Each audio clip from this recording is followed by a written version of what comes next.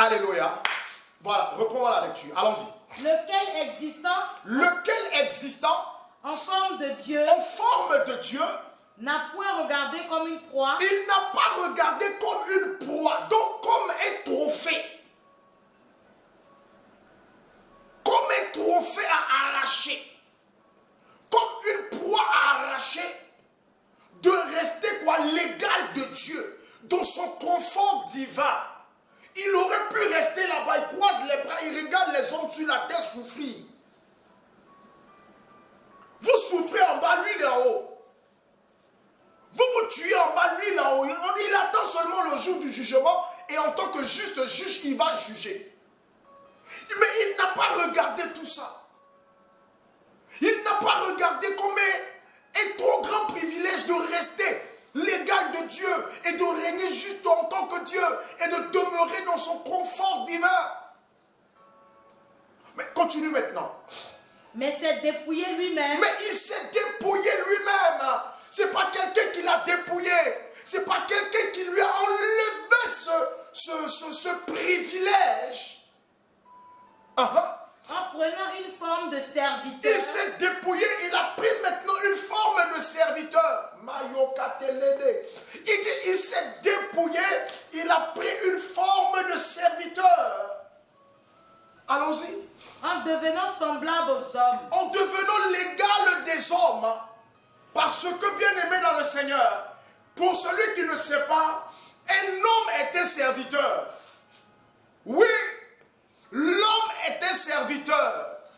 L'homme sert, l'homme obéit, l'homme est un serviteur. Voilà pourquoi aujourd'hui, il y a des serviteurs de Satan qui sont des hommes.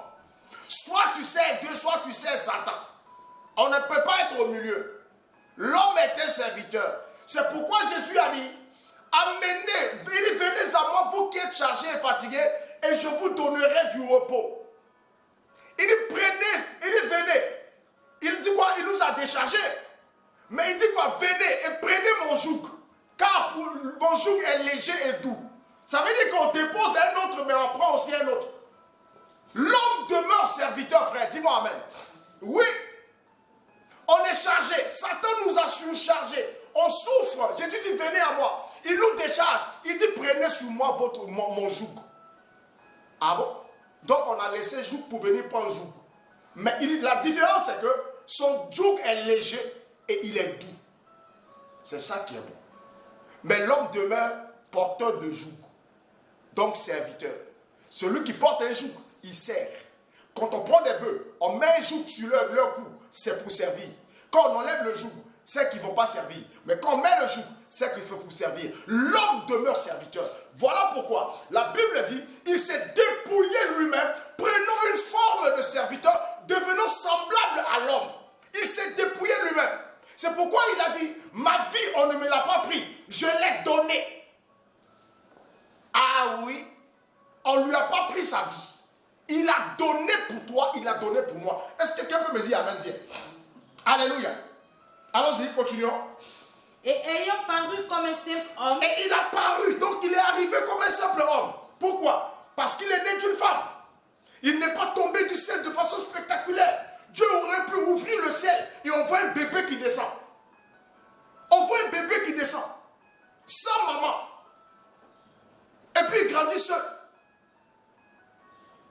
Et là, s'il avait dit, s'il était descendu comme ça, et qu'il avait dit qu'il était fils de Dieu, tout le monde allait accepter. L'homme aime ce qui frappe aux yeux. Mais comme lui-même, il est né dans une mangeoire. Donc, il est venu comme un simple homme. Vous voyez comment un Dieu peut se dépouiller jusqu'à ce niveau? Comment il peut se rabaisser, descendre jusqu'à ce niveau? Né dans une mangeoire d'animaux. Cependant, il y avait les hôtels chics. Il y avait les maternités où les femmes de rois partaient accoucher. Allons-y, continue. Il s'est humilié lui-même. Il s'est humilié lui-même. Se rendant obéissant jusqu'à la mort. Alors, il s'est humilié lui-même. Il s'est rendu obéissant jusqu'à la mort. Donc, on le frappait. On faisait tout ce qu'on voulait. Il est resté obéissant. On crachait sur lui. On le giflait. On faisait tout. Il est resté obéissant jusqu'à la mort. Continue. même jusqu'à la mort de la croix. J'aime cette précision-là. Il a dit d'abord jusqu'à la mort, mais il a dit même jusqu'à la mort de la croix. Pourquoi? Parce qu'il y a une différence entre la mort et la mort de la croix. Oh, quelqu'un me dit amen et puis j'avance. Il y a une différence entre la mort et la mort de la croix. Ah oui, oui. Bien-aimé dans le Seigneur, tu peux mourir tranquillement. Mais la mort de la croix est une mort atroce. Est une mort humiliante. Est une mort qui reste dans les esprits. Et de façon négative. Lorsqu'on clouait quelqu'un à la croix, c'est que c'est un brigand, c'est un bandit. Sa famille est sur une honte pas possible. Tout le quartier vous indexe. Parce que votre frère, votre soeur, ton mari est mort à la mort de la croix. Un bandit, un brigand. Et non seulement c'était l'une des morts les plus douloureuses. Et tous ceux qu'on crucifiait, on les déshabillait entièrement. C'était une mort humiliante. Il dit, il s'est rendu obéissant jusqu'à la mort, même à la mort de la croix. Même à la mort de la croix. Continue ma fille. C'est pourquoi aussi Dieu... C'est pourquoi aussi, voilà la raison. Voilà la raison de l'élévation de ce nom. Voilà la raison de la puissance de ce nom. Continue. Voilà aussi Dieu. C'est pourquoi aussi Dieu l'a souverainement élevé. L'a souverainement. Il l'a quoi? Souverainement élevé. Il l'a souverainement élevé. C'est-à-dire quoi? Dieu l'a élevé au rang d'un souverain. C'est ce que cela veut dire. Dieu l'a élevé au rang d'un souverain. Il est souverainement élevé. Continue. Et lui a donné le nom qui est au-dessus de tout nom. Et vu la position qu'on lui a mis de souverain, Dieu ne pouvait que lui donner le nom qui est au-dessus de tout nom parce qu'il est souverain. Bien-aimé, seul Dieu, dans toute l'existence, est souverain. C'est un terme qu'on n'emploie pas comme ça. Ah non. C'est Dieu qui est souverain. Alléluia. Quand on dit souvent, bon, les rois sont souverains, mais non, ils ne sont pas souverains mais leur souveraineté est sous la souveraineté de Dieu. Donc tu n'es pas réellement souverain. Parce que tu peux décider quelque chose aujourd'hui, Dieu décide le contraire le lendemain. C'est que tu n'es pas souverain. Celui qui est souverain, ce qu'il dit est immuable. Et on ne peut pas changer. On a vu des rois qui ont pris des décrets, et puis Dieu a changé les décrets des rois. On a vu des souverains qui ont décidé, et puis Dieu a aboli. On a vu des gens qui ont parlé parce qu'ils étaient forts, mais Dieu, par sa toute puissance, a dérangé les choses. On a vu des souverains que Dieu a humiliés sur la terre. On a vu le cas de Pharaon. Alors, qui est plus souverain que qui? Et quand on parle de la souveraineté, c'est la souveraineté divine. Et c'est ce que je vais enseigner à quelqu'un ce matin. Et Jésus a été souverainement élevé. Voilà pourquoi il a reçu le nom qui est au-dessus de tout nom. Le nom qui est au-dessus de tout nom, son nom aussi est souverain. Parce qu'il fallait un nom à la dimension de sa souveraineté. Mais à cause de quoi? C'est ça que je vais vous prêcher aujourd'hui. Pourquoi il est arrivé, il a atteint ce niveau? Pourquoi son nom a un tel impact? Pourquoi son nom trouble toute la terre? Pourquoi? Pourquoi son nom est le nom le plus connu dans le monde entier? Pourquoi son nom a un tel impact? Pourquoi? Pourquoi? Et c'est ce que nous allons savoir ce matin. Allons-y. Afin qu'au nom de Jésus... Reprends la précédente. C'est pourquoi aussi Dieu l'a souverainement élevé. C'est pourquoi Dieu aussi l'a souverainement élevé. Et lui a donné le nom qui est au-dessus de tout nom. Et lui a donné le nom qui est au-dessus de tout nom. Afin qu'au nom de Jésus... Afin qu'au nom de Jésus... Tout genou fléchit dans les cieux. Tout genou fléchit dans les cieux. Il dit afin qu'au Jésus, afin que lorsque nous crions ce nom, lorsque nous proclamons ce nom, tout genou fléchit dans les cieux. Quand on parle des cieux, oh bien-aimé dans le Seigneur, ce n'est pas le ciel. Je vous ai déjà enseigné ça. Quand on parle des cieux, ce n'est pas le ciel. Quand la Bible dit cieux, ce n'est pas le ciel. Ce n'est pas quand tu soulèves ta tête, tu vois le ciel. Non. Ce n'est pas de ça qu'il s'agit. Avançons. Il dit, afin qu'au nom de Jésus, tout genou fléchit dans les cieux. Continue. Sur la terre. Sur la terre, tout genou doit fléchir. Et sous la terre. Et sous la terre. Donc sous la terre. Quand on dit sous la terre, on ne parle pas de la mer. Quand on dit sous la terre, on ne parle pas d'un aspect physique. Non. On ne parle pas des animaux marins. Non. Sous la terre. Sous la terre, les genoux doivent fléchir.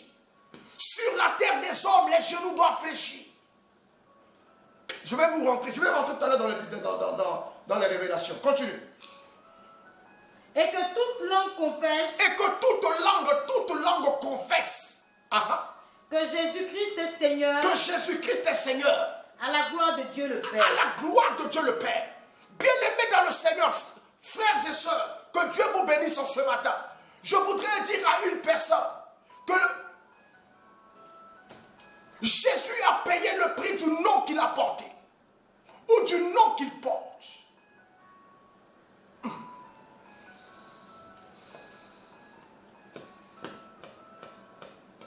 Il a payé le prix par son amour.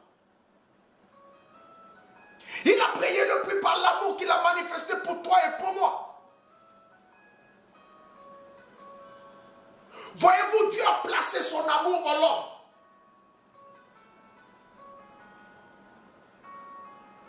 Quand je parle de Dieu, je parle du Dieu trinitaire. Père, Fils et Esprit. À la création, Dieu a dit, faisons l'homme à notre image. Afin qu'il domine sur toutes les œuvres de la création. Et le psalmiste pouvait dire, Seigneur, en Psaume le chapitre 8, il dit, Seigneur, qu'est-ce que l'homme pour que tu prennes plaisir à lui? Qu'est-ce que l'homme pour que tu l'établisses sur toutes les œuvres de tes mains? Regarde, tu l'as fait de peu inférieur à Dieu. Dieu a dit, faisons l'homme à notre image. L'homme est le chef-d'œuvre de Dieu. L'homme, de façon générale, est le chef-d'œuvre de Dieu.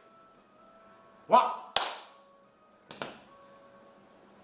Le modèle parfait. Vous savez, tous les créateurs dans le monde entier, ils vont créer. Mais leur dernière création, ils mettent toute leur connaissance, tout leur savoir et tout leur amour dans leur dernière création. Et nous sommes la dernière création de Dieu. Bien-aimés dans le Seigneur, lisez les livres des créateurs, des inventeurs. Ils vont inventer quelque chose où ils vont mettre leur âme là-dedans. C'est-à-dire, sa dernière création est le parachèvement de tout ce qu'il a inventé. Et nous sommes la dernière invention de Dieu. Si je peux m'exprimer ainsi. Nous sommes la dernière création de Dieu. Et en nous, Dieu a mis tout son amour. Dieu n'a pas aimé le fait que nous nous sommes retirés de lui, bien-aimés, pour écouter Satan, qui nous a coûté la vie éternelle. Qui nous a coûté la vie éternelle parce que l'homme, bien-aimé selon la nature de Dieu, devait vivre éternellement. Et Dieu, par amour, a réfléchi à comment sauver l'homme, retirer l'homme de là où il s'est retrouvé.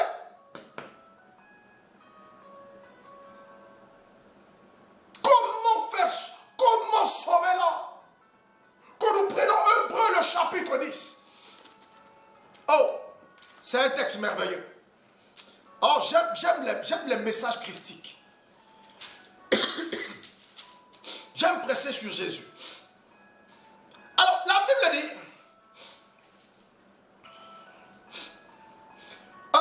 Hébreux le chapitre 10, du verset 4 au verset 7, la Bible dit ceci: car il est impossible au sang des taureaux et des boucs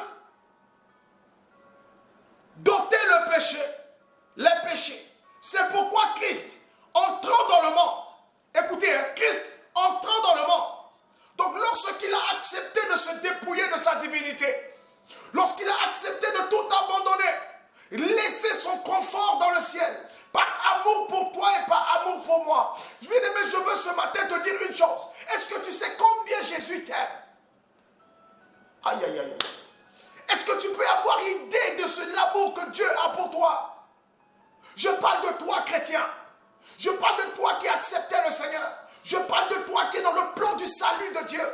Est-ce que tu peux imaginer l'amour que le Seigneur a pour toi? Est-ce que tu peux savoir ce que Dieu pense de toi? Tu es tellement précieux à ses yeux.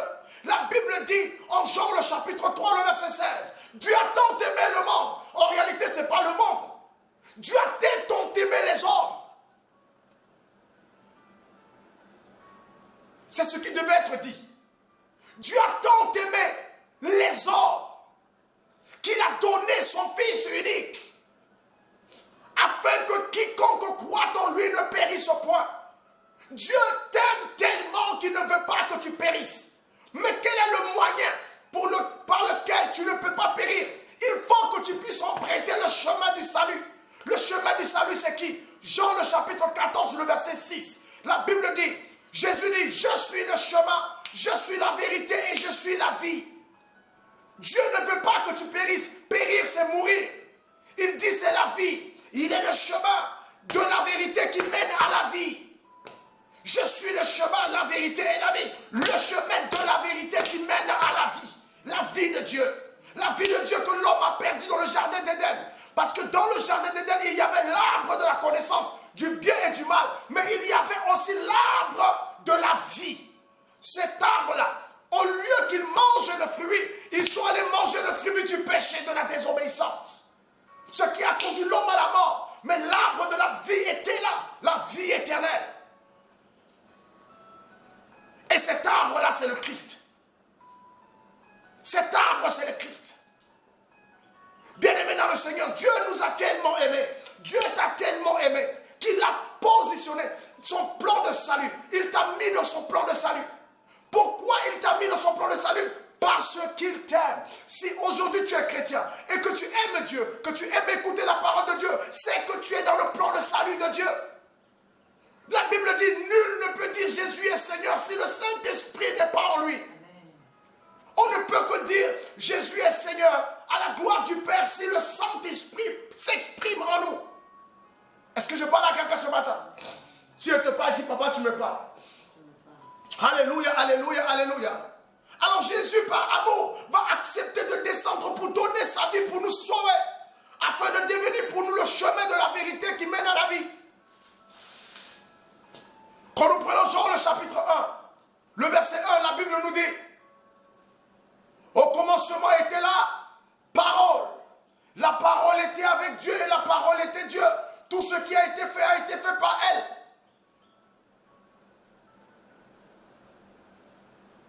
Et la parole s'est faite chair. Et elle habitait parmi nous, pleine de grâce et de bonté. Et nous avons contemplé sa gloire. Nous avons vu, nous avons contemplé sa gloire. La gloire, comme la gloire du Fils unique de Dieu. La parole, qui était avec Dieu et qui était Dieu. La parole s'est personnifiée en la personne de Jésus.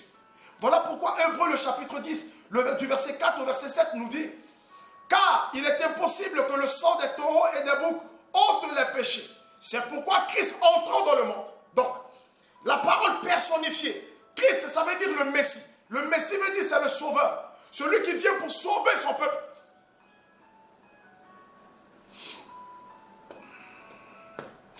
Christ entrant dans le monde, dit, tu n'as voulu ni sacrifice ni offrande, mais tu m'as formé en un corps. Verset 6, tu n'as agréé ni holocauste, ni sacrifice pour le péché. Alors, j'ai dit, voici, je viens dans le rouleau du livre. Il est question de moi. Je viens pour faire, oh Dieu, ta volonté. Je viens pour faire, oh Dieu, ta volonté. Il a accepté de se dépouiller. Il a accepté de se donner pour nous sauver. Et pour se donner, il fallait qu'il accepte tant de choses. Il fallait qu'il se dépouille de sa divinité. Il fallait qu'il accepte de souffrir. Il accepte de vivre comme les hommes. Il accepte de paraître comme un simple homme.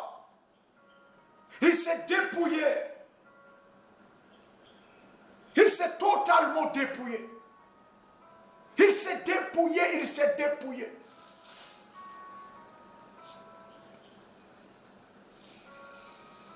Satan savait qui il était. Les démons savaient qui il était. Mais ceux même qui marchaient avec lui ne savaient pas qui il était. Voilà pourquoi généralement, tes ennemis savent plus qui tu es que toi-même. Les sorciers savent qui tu es que toi-même. C'est pourquoi souvent quand tu es en train de pleurnicher, eux-mêmes ils sont étonnés. Parce qu'ils savent ce qu'ils voient sur toi. Ils savent ce que tu seras demain. Ils connaissent ta destinée prophétique. Mais cependant tu es là, tu te lamentes et tu pleures. À cause des choses minables. Quand les rois mages sont arrivés à Jérusalem et cherchaient là où était né le roi des Juifs, tout le monde était étonné. Mais quel roi des Juifs qui vient de naître? Les gens ne savaient même pas.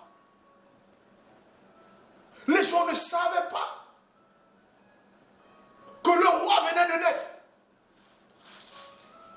Beaucoup de chrétiens vivent dans l'ignorance de ce qui seront demain. Beaucoup vivent dans l'ignorance de leur destinée prophétique. Dieu sait ce que tu seras demain. Il sait à quoi il t'a appelé. Il sait ce qu'il va faire avec toi et ce qu'il fera dans ta vie.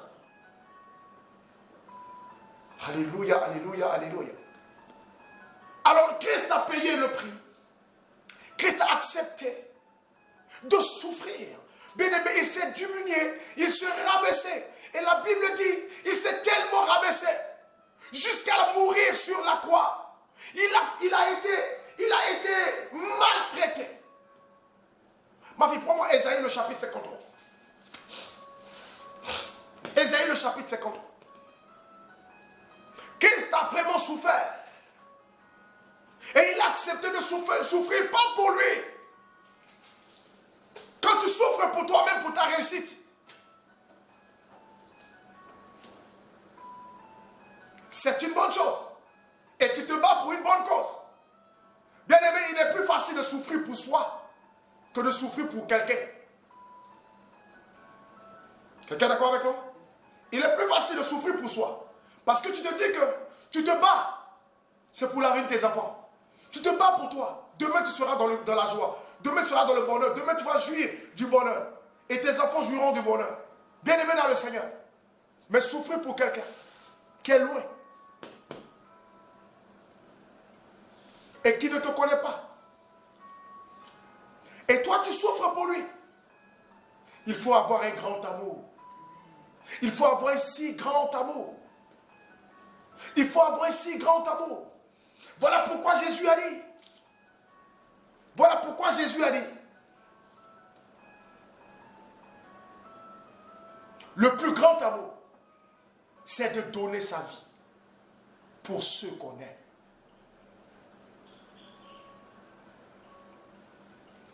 Le plus grand amour, c'est de donner sa vie pour ceux qu'on aime. Parce que cet homme exceptionnel, ce Dieu particulier, en qui habitait corporellement toute la plénitude de la divinité, nous dit Colossiens le chapitre 2. Corporellement, la plénitude de la divinité habitait en lui. Cependant, il vivait comme un simple homme. Il a accepté de souffrir, de traverser des moments horribles qu'un roi ne doit subir, qu'un Dieu ne doit vivre, pour ne pas dire que le Dieu souverain ne doit vivre. Il a accepté de le vivre. Pour toi-même qui ne le connais pas, ou que tu es bien-aimé dans le Seigneur, tu ne t'es même pas connais. Et il a accepté déjà de souffrir pour toi, pour payer le prix. Prenons Ésaïe le chapitre 53. Ésaïe 53, à partir du verset 1. Allons-y. Qui a cru à ce qui nous était annoncé? Qui a reconnu le bras de l'Éternel? Il s'est élevé devant lui comme une faible plante, comme un rejeton qui sort d'une terre desséchée. Il n'avait ni beauté, ni éclat pour attirer nos regards,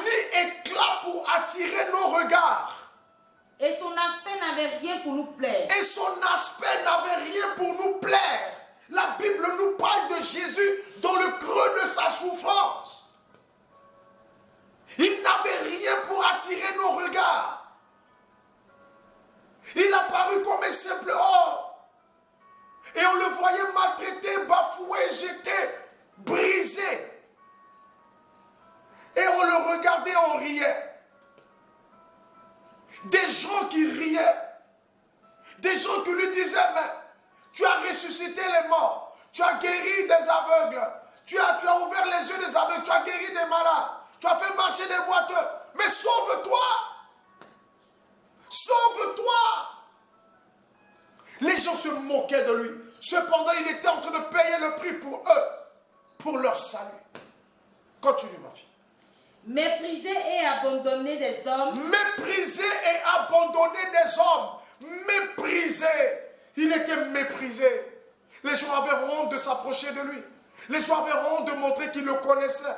Les gens avaient honte de dire, de le reconnaître. Il était méprisé. Les gens criaient, crucifiez-le. Que son sang retombe sur nous et sur nos enfants. C'est un imposteur. Il se dit enfant de Dieu. Il se dit qu'il est le fils de Dieu. Quelle parjure, quelle injure. Continue. Homme de douleur. Homme de douleur. Continue. Et habitué à la souffrance. Et habitué à la souffrance. Il a été brisé. Il a été détruit. Sa chair était déchiquetée par des flagelles. Il ressentait des douleurs inhumaines dans son cœur. Parce que les flagelles c'est une chicotte où au bout, il y a des crochets. Il y a plusieurs bouts, plusieurs cordes comme ça au bout, et il y a des crochets en fer. Donc quand on te frappe, ça te rentre dans la chair. Et quand on tire, ton sang gicle. Il a reçu presque 40 coups. Avec ça. Son sang était éparpillé. On dit homme de douleur habitué à la souffrance. Vous savez, il y a des douleurs quand tu ressens jusqu'à un moment donné, tu as l'impression que ton corps ne répond plus, ne réagit plus. Tu n'as que ta bouche ouverte, attendant ta mort. Parce que ton cœur en a assez. Il a vécu ça pour nous. Homme de douleur. La Bible l'appelle homme de douleur. Et tout ça pour qui? Pour des gens qui ne le connaissaient pas. Pour des gens qui se moquaient de lui. Pour des gens qui le prenaient comme un imposteur, un menteur. Comme un arnaqueur.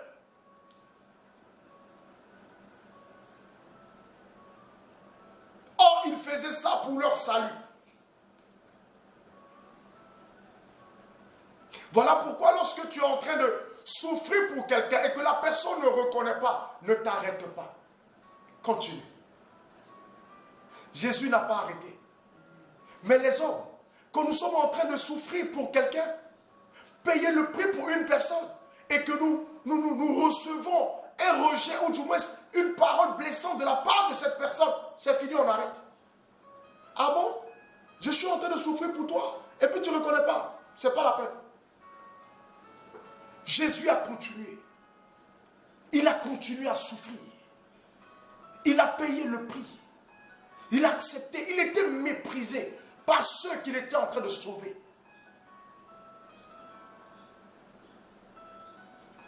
Termine la lecture.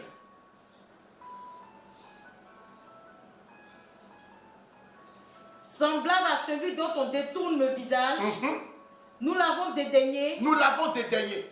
Nous n'avons fait de lui aucun cas.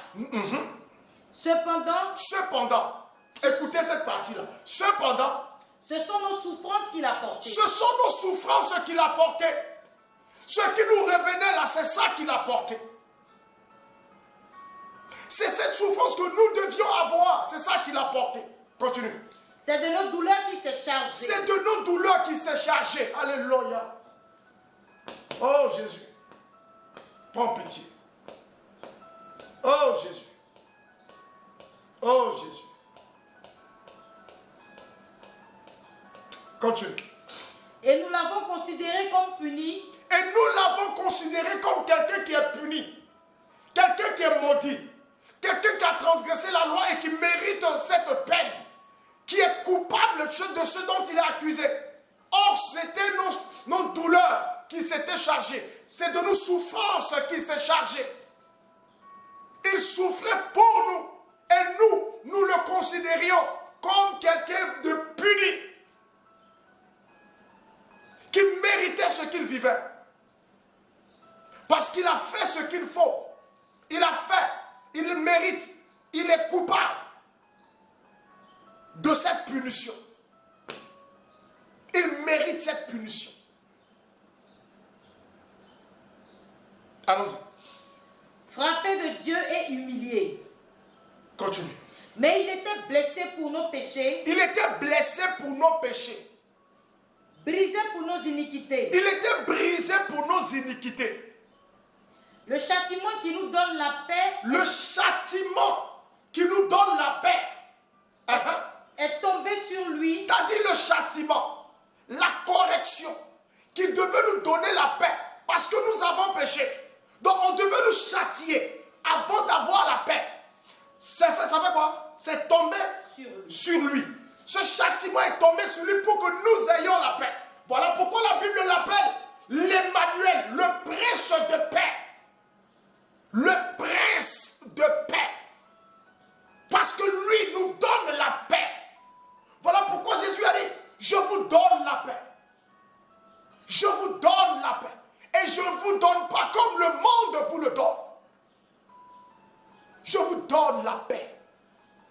Parce que le châtiment qui devait nous donner la paix est tombé sur lui. Le châtiment, le prix à payer pour que nous puissions avoir la paix, il a reçu cela. Voilà pourquoi lorsque tu crois en Jésus, il y a une paix qui te remplit. Il y a une paix incommensurable qui te remplit. Par la foi en Jésus. Tu es en Christ. Tu peux ne pas avoir l'argent. Mais tu as une paix que celui qui n'a pas Jésus et qui a des milliards n'a pas. Pourquoi? Parce que le prince de la paix est avec toi. Alléluia. Continue. Et c'est par ces meurtrissures. Et c'est par ces meurtrissures que nous sommes guéris. Que nous sommes guéris. Amen. On s'arrête là. Alors, bien-aimés dans le Seigneur, voici les raisons pour lesquelles Dieu, voyant les souffrances de son Fils, le prix qu'il a payé, l'obéissance qu'il a eue jusqu'à la mort de la croix, cette humiliation publique, Et cette douleur incommensurable dont il a été victime, Dieu va souverainement l'élever. Dieu l'a souverainement élevé. Et Dieu va lui donner le nom qui est au-dessus de tout nom. Voilà pourquoi le nom du Christ est le nom que Dieu portait. C'est ce nom qu'il a donné présentement où je te parle à son fils. Il a laissé son trône à son fils. Voilà pourquoi Jésus est le roi des rois. Et la Bible précise qu'en son nom, voilà pourquoi au nom de Jésus, tout genou fléchit. Tout genou fléchit. Il n'y a pas d'exception. Au nom, voilà, c'est pourquoi. Puisque Dieu lui a donné le nom qui est au-dessus de tout nom.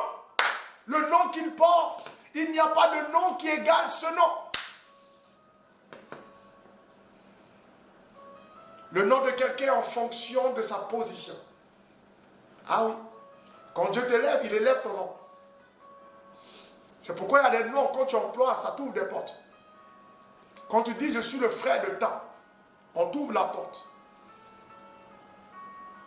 Ça dépend des endroits où tu arrives. Mais tu arrives quelque part, tu te dis, c'est mon frère. Vérifier. Il vérifie, on te laisse passer. Sinon même, on peut te faire passer par un accès privilégié. Parce que tu as donné un nom. Quand Dieu élève quelqu'un, le nom qu'il a aussi est élevé. Voilà pourquoi, vu que Dieu l'a souverainement élevé, il lui a donné aussi le nom qui est au-dessus de tout nom. Et la Bible dit, c'est pourquoi. Donc, puisqu'il a reçu le nom au-dessus de tout nom, voilà pourquoi le nom de Jésus, bien aimé dans le Seigneur, devant son nom, tout genou fléchit. Il y a de l'eau. Devant son nom, tout genou fléchit. Tout genou fléchit. Tout genou fléchit. Est-ce que tu peux m'écrire ça en commentaire? Tout genou fléchit. Écris-moi ça en commentaire. Et fais-moi rapidement 3 partages. Écris-moi en commentaire, tout genou fléchit. Et fais-moi 3 partages.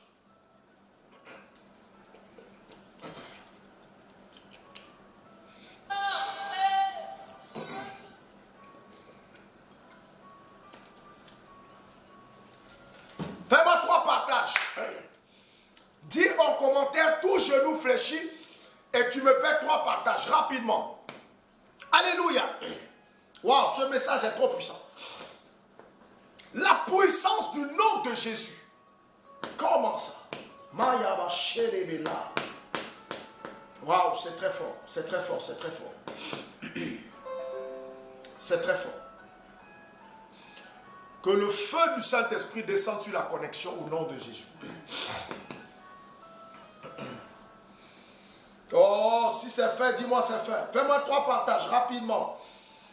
Que Dieu bénisse tous ceux qui partagent en ce moment. Que Dieu bénisse tous ceux qui partagent en ce moment. Que Dieu bénisse tous ceux qui partagent en ce moment. Voilà, fais-moi rapidement 3 partages, 3 partages, 3 partages. Et on relance. Alléluia. Alléluia.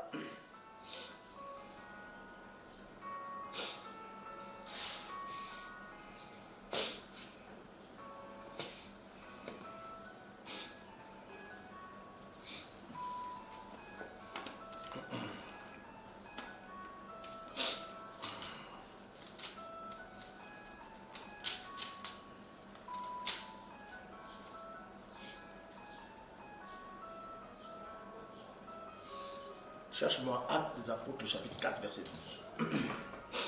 Alléluia. 3 partages rapidement. C'est fait, c'est fait, c'est fait. C'est fait, papa. Ok, ok. Alors, bien-aimés dans le Seigneur, voyez-vous, la Bible dit,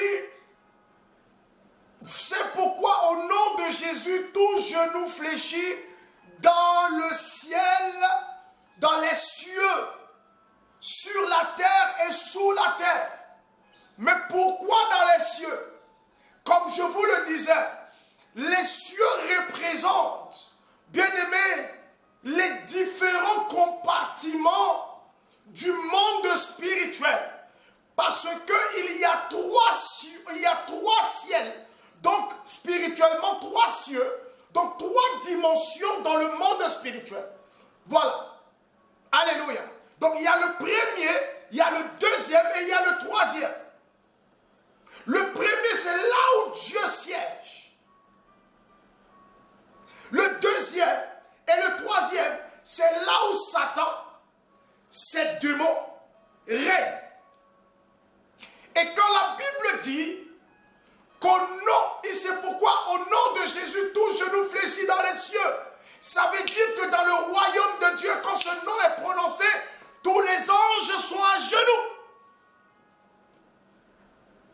Dans le deuxième ciel, le troisième ciel, lorsque ce nom est prononcé, les Satan est à genoux, les démons sont à genoux.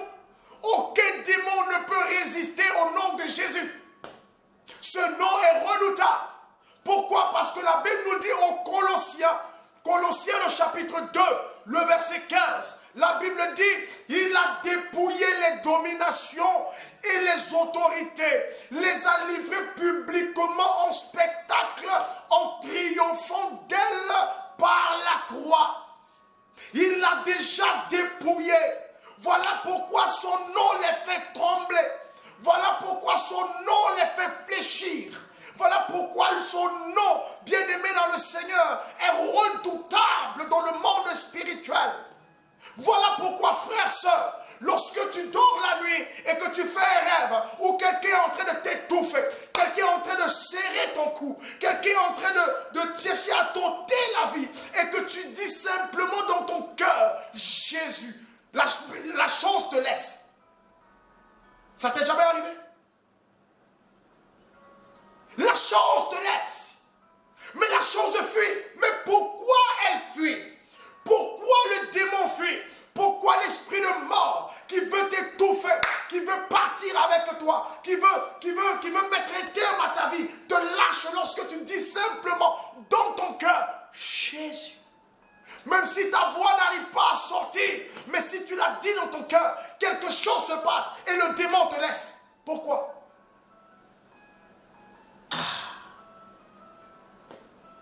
Parce qu'il connaît ce nom. Quand les 7 fils de Séva ont attrapé le fou, parce qu'ils ont vu l'apôtre Paul chasser les démons, ils ont dit, on a une autre source de gain. On va se faire de l'argent dans cette ville. Ils ont attrapé un fou pour faire une expérience de délivrance. Ils l'envoient dans leur maison, ils ferment toutes les portes. Quand ils ont prononcé, ils ont commencé à prier. Et ils ont dit, au nom de Jésus que Paul prêche, le fou ouvre ses yeux et il les regarde. Il leur dit, je connais Jésus.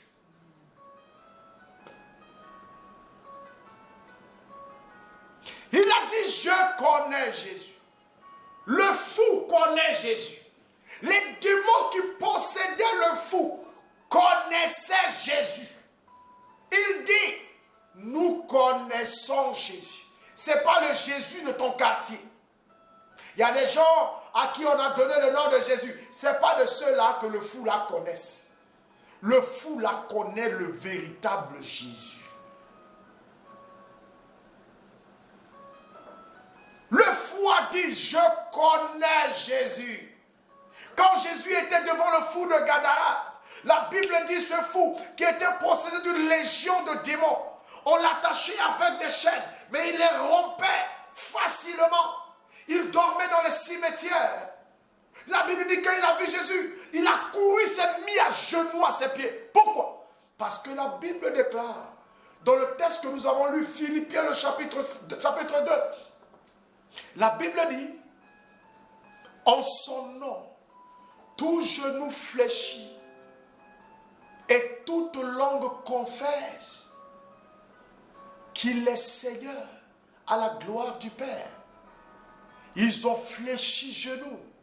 Une légion de démons a fléchi genoux devant le Seigneur. Et ils lui ont dit, nous sommes une légion. Je ne suis pas seul. Nous sommes nombreux. Nous sommes très nombreux. Une légion était composée de 2000 soldats. Ça veut dire que dans le corps de cet homme, il n'y avait pas moins de 2000 démons. Mais les 2000 démons ont fléchi genoux. Peu importe le nombre des démons, peu importe le nombre des adversaires, bien-aimés frères, bien-aimés sœurs, oh, ils fléchiront genoux lorsque le nom de Jésus sera prononcé avec foi. Lorsque le nom de Jésus sera prononcé avec assurance. Lorsque le nom de Jésus sera prononcé avec confiance, ils fléchiront genoux.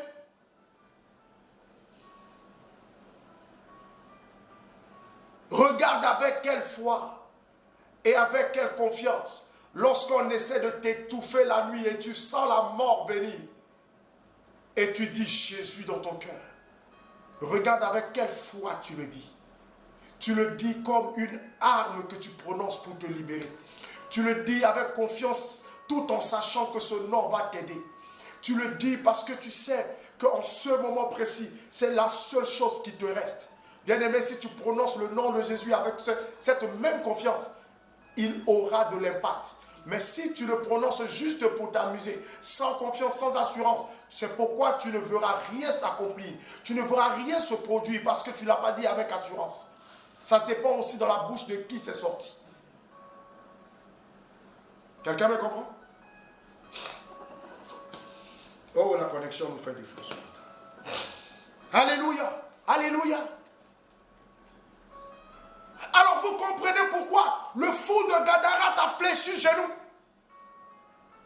Quel que soit le niveau du combat spirituel, lorsque le nom de Jésus est prononcé, quelque chose se passe. Quel que soit l'ennemi qui est en face, quel que soit le démon qui est en face, quel que soit le sorcier qui est en face, va au nom de Jésus, il fuit. Va au nom de Jésus, il fuit. Il n'a pas le choix. Parce qu'il sait qui est Jésus. Tous les démons savent qui est Jésus. Ce nom est connu. Ce nom est connu. Et la Bible parle des cieux. Il dit dans les cieux, les genoux seront fléchis. Mais sur la terre aussi, les genoux fléchiront. Quand la Bible parle de la terre, la Bible ne fait pas allusion aux hommes. Où tu vas dire un homme, au nom de Jésus, qui va fléchir genoux. Non. Ce n'est pas de ce que le Seigneur parle. Ce n'est pas ce que ce verset va dire. Quand il dit sur la terre, tous genoux fléchiront. Bien aimé, il veut dire, tout ce qui... La terre, c'est l'espace qui accueille les hommes. Donc, tout ce qui est humain, tout ce qui est être vivant, tout ce qui est physique. D'accord? Maintenant, or, le nom de Jésus opère dans le spirituel, pas dans le physique. Et on a des résultats physiques. Pendant qu'on prononce ça dans le spirituel, et il influence le spirituel, mais nous avons des résultats physiques. Parce que physiquement, la chose se passe. D'accord? Quelqu'un qui est possédé et que nous ordonnons au nom de Jésus, lâche. Dans le spirituel, le nom influence, le démon, ça va. Et dans le physique, nous constatons que la personne est libérée. Quelqu'un est d'accord avec moi? Mais là, quand la Bible dit, tous genoux fléchiront sur la terre, c'est pour dire que tous ceux qui sont hommes et qui exercent dans le monde spirituel, donc qui travaillent avec Satan, les agents du diable, donc les sorciers, les mystiques, tous ceux-là, bien aimés dans le Seigneur, fléchiront genoux sur la terre lorsque nous prononcerons le nom de Jésus. Devant le nom de Jésus, un sorcier n'a pas de pouvoir. Devant le nom de Jésus, un mystique n'a pas de pouvoir. Devant le nom de Jésus, bien aimé dans le Seigneur, sur la terre, ceux qui sont des agents du diable n'ont pas de pouvoir. Parce que ce nom est redoutable sur la terre. La Bible dit, c'est pourquoi, au nom de Jésus, tout genou fléchit dans le ciel, dans les cieux, sur la terre et sous la terre. Et quand la Bible parle de sous la terre, ce n'est pas sous la mer. La Bible ne parle pas des monstres marins, non. La Bible parle des entités spirituelles qui sont logées sous la terre. Donc sous la mer, sous les océans, sous les rivières. Il y a un monde spirituel là-bas. Il y a un monde spirituel où se trouvent les mamiwata, les sirènes des eaux, les esprits, de ces esprits qui ont fait leur laboratoire, leur résidence sous l'eau. La Bible dit, là-bas aussi, le nom de Jésus fait fléchir genoux aux démons. C'est pour dire qu'il n'y a pas un domaine qui ne sera pas impacté par le nom de Jésus. Le nom de Jésus influence toutes les dimensions. Parce qu'il a vaincu dans les cieux, il a vaincu sur la terre, il a vaincu sous la terre. Pourquoi? Parce qu'il est descendu, il a fait 3 jours dans le séjour des morts. Il a vaincu là-bas, il a ressuscité ceux qui sont morts dans la foi et on les a vus pendant 40 jours dans la ville. Alléluia. Ce nom est redoutable. Est-ce que je parle à quelqu'un ce matin? Ce nom est redoutable. Ce nom est puissant. Ce nom est très puissant. Très puissant. Le nom de Jésus est très puissant. Voilà pourquoi ne prononce pas ce nom-là en vain. Écris-moi ça en commentaire. Waouh. Dis à quelqu'un, ne prononce pas le nom de Jésus en vain. Ne prononce pas le nom de Jésus en vain. Ne prononce pas le nom de Jésus en vain. Non. Ne prononce pas le nom de Jésus en vain. Alléluia. Ne prononce pas le nom de Jésus en vain. Ne prononce pas le nom de Jésus en vain. Prononce quand c'est nécessaire. Prononce lorsque tu en as besoin. Prononce ce nom bien-aimé dans le Seigneur, dans le combat spirituel. Et mais quand tu le prononces, prononce avec foi et assurance. Oh, il faut que tu réécoutes cet enseignement. Il faut que tu réécoutes. Ça va te faire du bien. Ça va te faire du bien. Alléluia. Alors, bien-aimés frères, bien-aimés sœurs, nous voyons combien le nom de Jésus est puissant. Devant ce nom, tout genou fléchit. Toute langue confesse que Jésus est Seigneur. Prenons ensemble Actes des Apôtres, le chapitre 4, le verset 12. Et c'est sur ça que je vais m'arrêter parce qu'on a déjà dépassé le temps. Allons-y. Il n'y a de salut en aucun autre. Il n'y a de salut. Salut, ça veut dire délivrance. Il n'y a de salut en aucun autre. Continue. Car il n'y a sous le ciel. Car il n'existe sous le ciel. Aucun autre nom. Aucun autre nom. Qui a été donné parmi les hommes. Qui a été donné parmi les hommes. Un nom qui a été donné parmi les hommes. Par lequel nous devions être sauvés. Par lequel nous devions être sauvés. Il n'existe pas. C'est terminé? Voilà. C'est le nom de Jésus. C'est le nom qui a été donné sous le ciel. Par lequel nous devions être sauvés. Par lequel nous devions être sauvés. C'est le seul nom. Ce nom sauve. Voilà pourquoi chaque fois que tu es en danger, que tu le prononces, il te sauve. Voilà pourquoi chaque fois qu'un démon te fatigue et que tu le prononces, ce nom te sauve. Parce que ce nom est souverainement élevé. Parce que ce nom est le nom de Dieu lui-même. Parce que ce nom est un nom redoutable. Parce que ce nom est au-dessus de tout nom. C'est quel nom qui peut être au-dessus de tout nom si ce n'est pas le nom de Dieu? Mais ce nom a été donné à qui? À Jésus. Alléluia. Alléluia. Alors je voudrais que tu saches ce matin, il n'y a pas un nom qui est plus puissant que le nom de Jésus. Il y a des gens qui ont encore le nom de leur fétiche. Quand ils sont en danger, ils crient le nom de leur fétiche. Tu n'es pas converti. Si tu es chrétien et que tu cries le nom du fétiche de ton village, quand tu es en danger, dis-toi que tu n'es pas encore converti. Tu n'es pas encore converti. Parce qu'il y a un nom qui est plus puissant que le nom du fétiche de ton village. Le nom de la divinité ou du démon que vous adorez dans votre famille, le nom de Jésus est plus puissant que ce nom. Il y a des gens, quand ils sont en danger ou bien en colère, ils commencent à dire le nom des chrétiens, qui commencent à dire le nom du fétiche de leur village, un fétiche puissant selon eux, qui tue.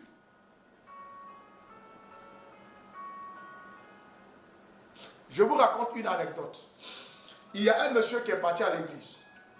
Il avait son argent, il avait 3 millions. Et il a mis dans son sac et il est parti à la messe. Et il suivait la messe, donc l'argent a été à côté de lui. On dit, bon, on doit aller faire la quête. Au moment de la quête, il laisse tout l'argent là. Donc il prend un petit billet là. Oh, il a 3 millions sur lui. Hein. Il a laissé tout l'argent, les 3 millions ici. Donc il prend un petit billet et il va pour déposer dans le tronc. Quand il est parti la déposer dans le tronc, et il revient à sa place, et il ne voit pas son sac. Wouh! Mais il a commencé à faire un tapage dans l'église. Il a dit, vous ne me connaissez pas, hein? Vous ne me connaissez pas.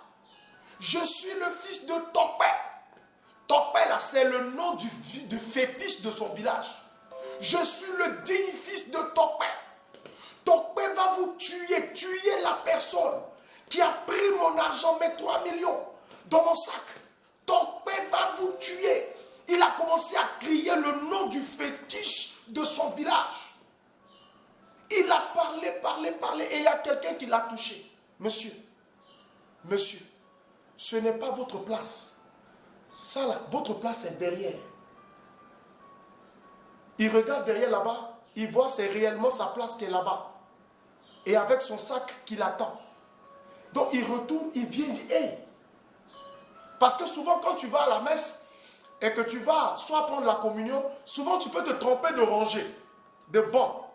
Donc il s'est trompé de rangée de banc. Entre-temps, lui il pensait que quelqu'un avait volé déjà son argent. Or c'est lui qui s'est trompé. Mais déjà il a crié scandale dans toute l'église. Tout le monde le regardait. Il a crié le nom de son fétiche, le fétiche de son village. Tokpe. Donc, tu viens à l'église là, tu ne crois pas en Jésus. Et c'est comme ça beaucoup de personnes sont.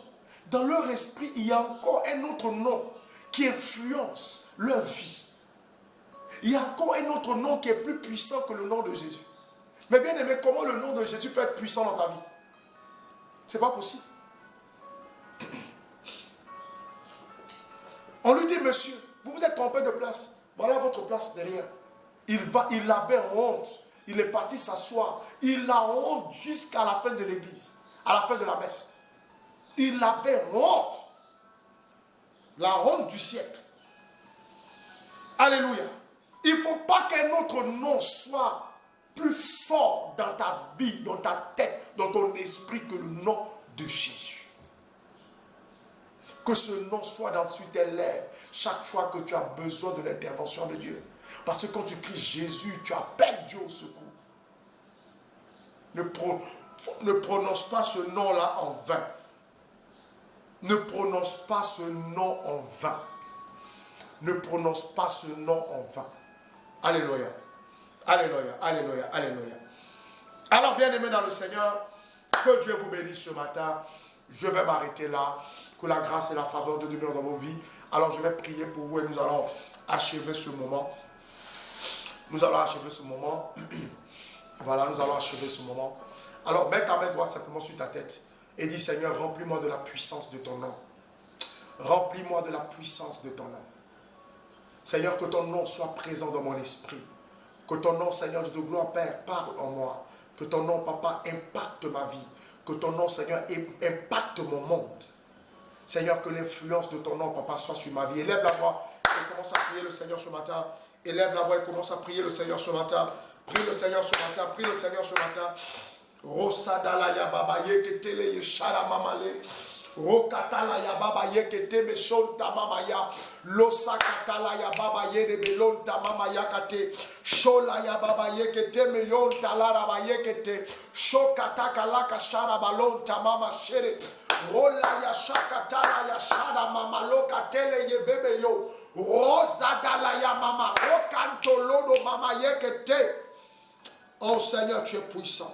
Papa, ce matin, je prie pour tes enfants. Je prie, Père, pendant que chacun a sa main droite sur sa tête, je prie au nom de Jésus, Père, que Seigneur, de la puissance de ton nom impacte leur vie.